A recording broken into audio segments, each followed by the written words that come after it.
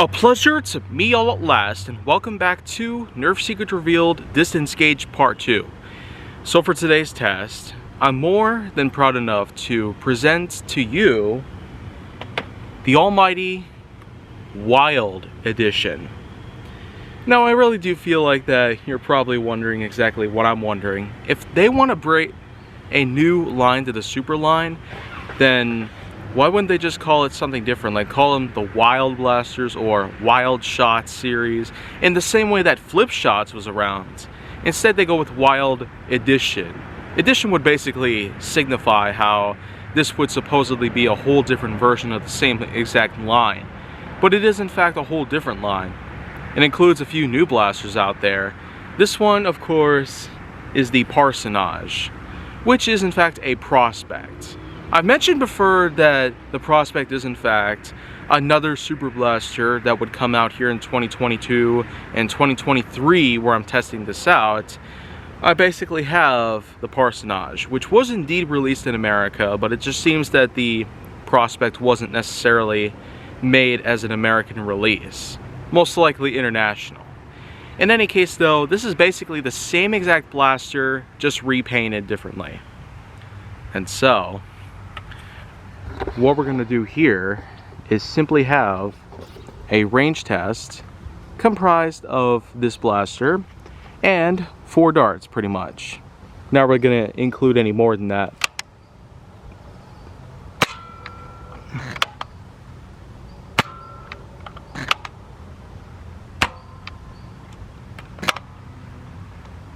Gotta avoid the misfire.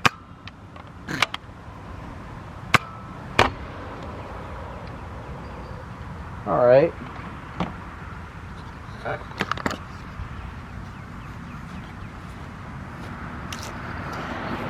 Time to go check out exactly where they landed and how they landed.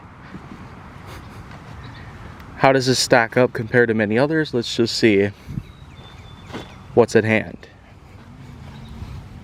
The lowest shot appears to be at 54 feet, but I don't know if you noticed that well. It basically bounced off of the branch of a tree. It probably wouldn't count there, but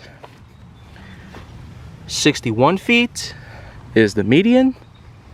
And here we have 1 dart over here and 1 dart over here, which, if we back up pretty much, 74 feet.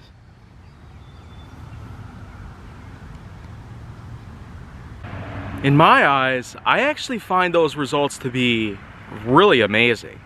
74 feet from a clone of the Alpha Strike Otter.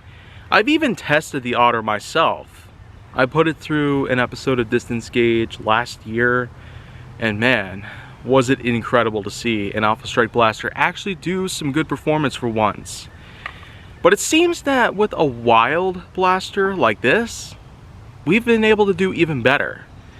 But of course, if you remember when the Trailblazer came around in this series, it sure did bring something new as well. It basically was little more than a hammer shot clone with some additional plastic. And any way you look at it, this is incredible for a blaster that's worth only $8. Get yourself one now at Walmart by any means. But until then, I will have more of this content coming soon, so stay tuned.